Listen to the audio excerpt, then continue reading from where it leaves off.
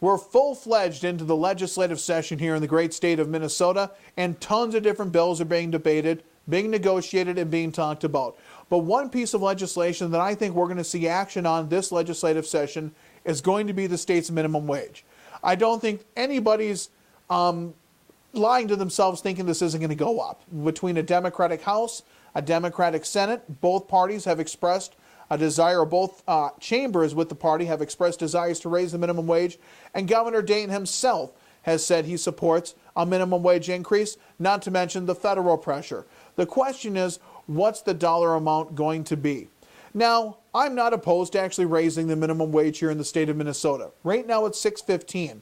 41 states in the union have a higher minimum wage than us, mainly because they at least make their minimum wage for the state match what the federal minimum wage is, which is $7.25 an hour. And at this moment in time, I would have no problem with the state of Minnesota enforcing a $7.25 per hour minimum wage, simply to make it universal. For simplicity cases, maybe up in government, would this cost some small mom and pop shops some money? Could this potentially lead to, unfortunately, some people maybe not getting hired back for recreational crews, summertime crews, resorts, stuff like that? It could. But that would be a place I'm willing to go. To go much beyond that, to the $9.50 arbitrary number thrown out there, I really question. And I really question a lot of the statistics I'm hearing about minimum wage right now anyway. The one that I always hear is the single mother raising her kids, blah, blah, blah, with the minimum wage job. I'm not saying there aren't single mothers out there in our society trying to raise 1, 2, 3, I don't know how many children on a minimum wage job. I'm just saying I don't think that's very realistic or likely. And here's why. If they are on some kind of minimum wage job like that, chances are they don't keep it very long because they lose too many government welfare benefits. All right? That's part of it. Here's number 2.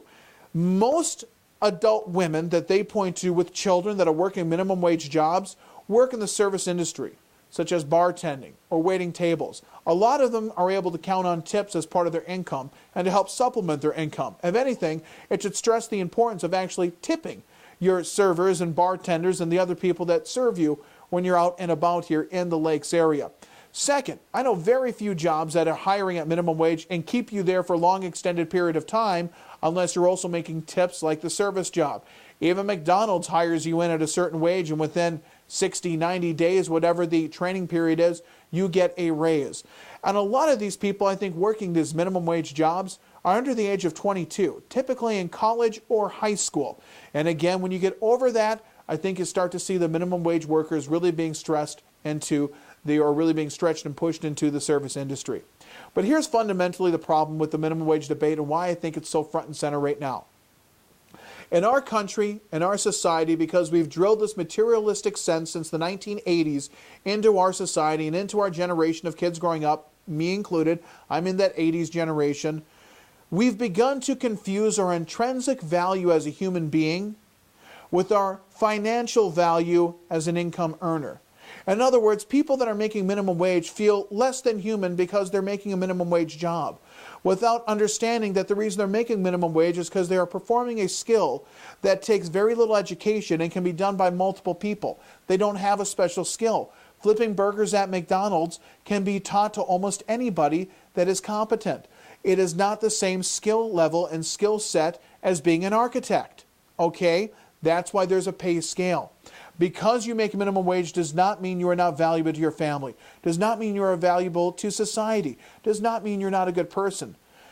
But the reason you make minimum wage is because the job that you're working does not have an economic value that warrants paying it much higher. And that's what it comes down to. And people that confuse their intrinsic value with their financial value will never truly find happiness in this society. And it doesn't matter then if you have a $10 minimum wage, a $20 minimum wage, or a $50 minimum wage. If they always feel like they're at the minimum of what it is, there's going to be issues.